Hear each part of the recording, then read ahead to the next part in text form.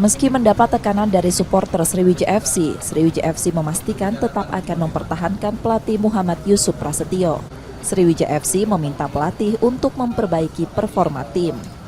Meski masih mempertahankan pelatihnya, Sriwijaya FC memberikan target khusus harus mampu membawa tim meraih 4 poin dari 2 laga sisa di putaran pertama.